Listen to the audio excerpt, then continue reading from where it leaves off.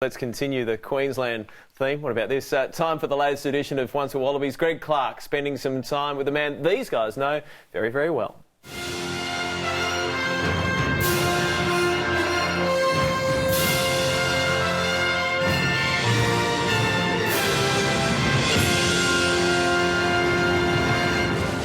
Well, this week I'm back in Brisbane catching up with another former Wallaby who's a complete all-rounder at the elite level. He's done it all. Player, coach, administrator. Jeff Miller. Jones, still going. Timeman, it must be a try. Miller. 26 tests for the Wallabies, debuting against the All Blacks in the second test at Carisbrook in Dunedin in 1986. Australia was robbed of the winning try. I was right next to Steve Tyneman when we got pushed over in Dunedin when that try was disallowed, and he actually scored it. But then to the way that we won at Eden Park was something very special. And it wasn't close, and that was the best part about it.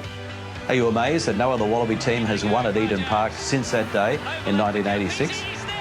Look, it's very difficult to win over there. To beat an All Black side in New Zealand, I think is very difficult.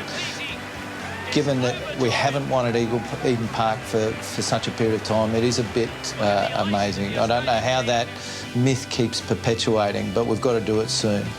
You featured in the inaugural Rugby World Cup in 1987. Do you ever get over the heartbreak of Serge Monco's winning try for France in the semi-final at Concorde?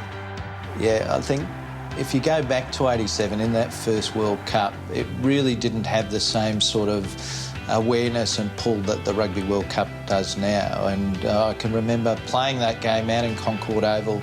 Wouldn't have been in front of more than 20,000 people if we were lucky.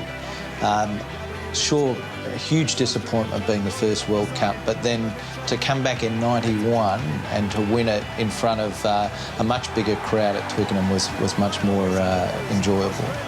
OK, what's your greatest memory from your Wallaby career? Well, there's a few. I think the 86 Bledisloe Cup, winning that, so playing my first test in Dunedin and then going up and playing against the Blacks at Eden Park and winning. To be part of the Lions series and to be part of two World Cups where we've actually won, one as a player and one as a coach. You were Red CEO and ARU High Performance Manager. Now, I thought you were being groomed for the top job at the ARU. Was it ever a goal?